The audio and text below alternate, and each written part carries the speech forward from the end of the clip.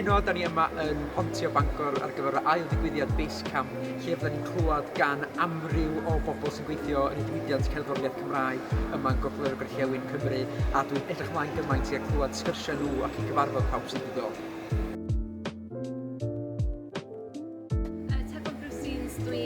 Dwi'n gwneud lot o sgwennu yn y byd cerddoriaeth Cymraeg a fi oedd un o'r cyflwynwyr heddiw. Nes i rili mwynhau glywed be oedd y panelwyr efo i ddeud. Oedd o rili difyr clywed lot o perspectives gwahanol, a dwi'n meddwl bod hynna'n rili bwysig i bobl ifanc clywed bod na ddim jyst un rŵt i mewn i'r diwydiant cerddoriaeth. Mae yna gymaint o lefydd ti'n gallu dod o a mynd i yn y diwydiant cerddoriaeth. Helo, enw fi di Endaf, dwi yn music producer, DJ a record label owner. Dwi wedi bod yma heddiw yn siarad am rôl fi a be dwi'n neud fel rhywun sy'n rhedeg record label. Dwi'n meddwl mae events yma'n rili bwysig pobl ifanc achos mae o jyst yn safio amser. So chdi'n gallu dysgu hyn i gyd trwy trial and error dros blynyddoedd. Neu gerdi actually gwrando i rhywun sydd wedi neud o'n barod a dysgu trwy mistakes nhw. Helo, enw fi ydi Sarah Griffiths. Dwi'n cyflwyno ar Radio Ysbyty Gwynedd. Dwi hefyd yn trustee, so dwi'n edrych ar ôl rhedag ar orsaf radio.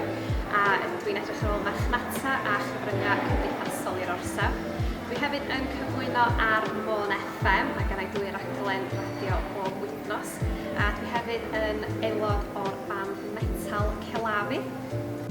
A heddiw dwi wedi bod yn rhan o'r panel Beacons.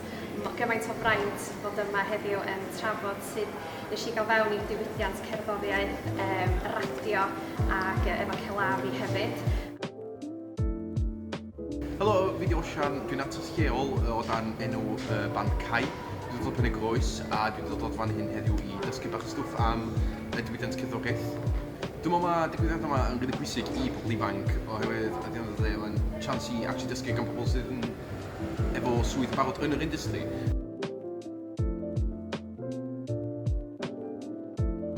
Helo, enw fi di Fionnau a dwi'n dod o Llanfechan a dwi'n cyrraedd neud gwrs sylfaen yn Coleg Menai. A dwi wedi dod yma heddiw i gael mwy o insight i fewn o sut fedrai fel ffilm artist i defnyddio artistiaid cerddoriaeth a creu music videos yn nhw a sut fedrai mynd i fewn i hynna.